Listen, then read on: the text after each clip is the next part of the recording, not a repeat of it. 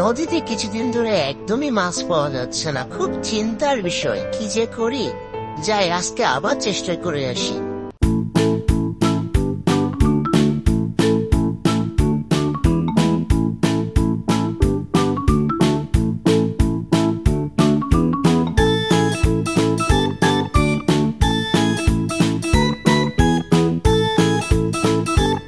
না, আজকেও কোনো মাছ পেলাম না।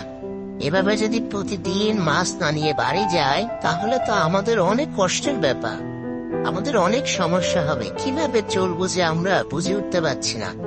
আর এটাই বুঝছি না, নদীতে কিছুদিন ধরে মাছ কেনই পাওয়া যাচ্ছে না। জানো, আজকেও কোনো মাছ পেলাম না।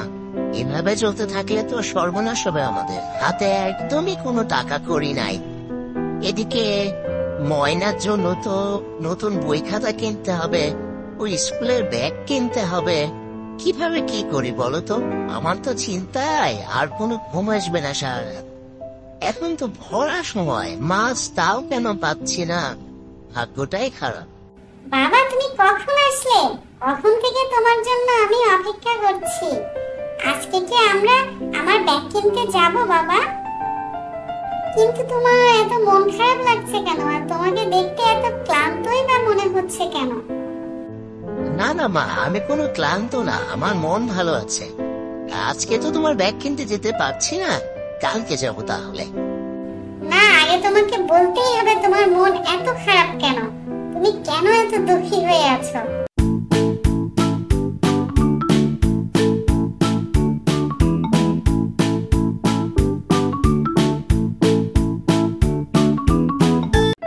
ময়না, বাবাকে এখন আর বিরক্ত করো না। আসলে তোমার বাবার মনটা একটু খারাপ, কারণ কয়দিন ধরে নদীতে একদম মাছ পাচ্ছে না। আর মাছ না পেলে তো আমাদের অনেক কষ্ট হবে। তাই তোমার বাবার মন খারাপ। তাই তোমার বাবাকে আর এখন বিরক্ত করো না। মাছ না পেলে মন খারাপ করা লাগবে কেন? আমাদের তো জমি আছে। যখন তুমি মাছ পাবে না তখন তুমি জমিতে চাষ করবে, তাহলেই তো তোমার কষ্টটা দূর হয়ে যাবে। সবসময় কি মাছের উপরে নির্ভর করতে হবে না বাবা? তোমার মাথায় অনেক বুদ্ধি মা। হ্যাঁ, আমাদের তো একটু জমিও আছে, ওইখানে আমি ফসল অথবা শাকসবজি লাগাতে পারি। তোমার মাও তো এখন একটু মুরগি পালন করতে পারে। তাছাড়া আমাদের গরু ছাগল সবই তো আছে, আমরা এখান থেকে উপার্জন করতে পারি। মাছ যখন পাবো, মাছের পাশাপাশি আমরা এগুলাও করবো, তাহলে আমাদের আর টাকা কড়ির কোনো অভাব হবে না।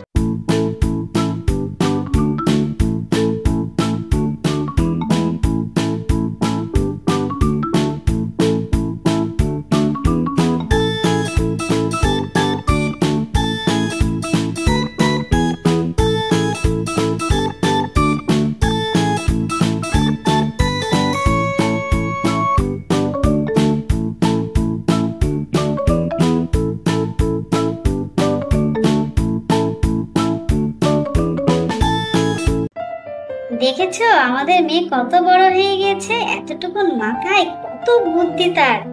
একটা জিনিসের উপরে নির্ভরশীল আমরা কেনই বা থাকবো? চলো বাবা, আমরা আজ থেকেই শুরু করি। হ্যাঁ মা, ঠিকই বলেছিস। আমি আমার জমিটা একটু দেখে আসি, কিভাবে কি করা যায়।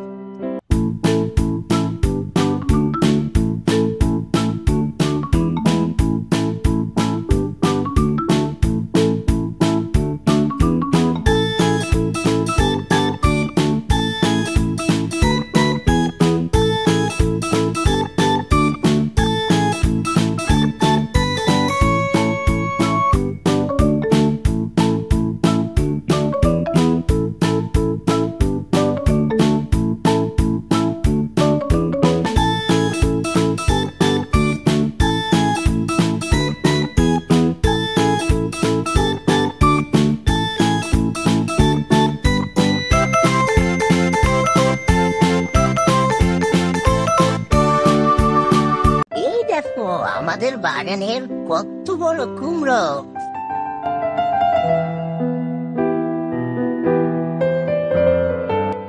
আমার ভেড়াটাকেও একটু আদর যত্ন করি এখন। আমার বাগানের কুমড়ো এখন অন্য গ্রামের মানুষও কিনতে আসছে।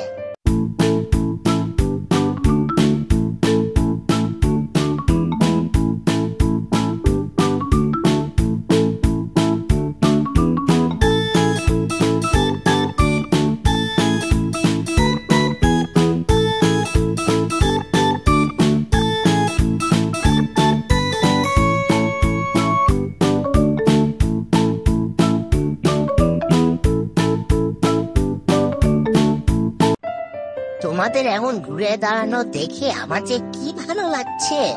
তোমার মেয়ের কথা শুনে যে তুমি এগুলা করলে, তোমার মেয়ের মাথায় আসলে অনেক বুদ্ধি আছে গো।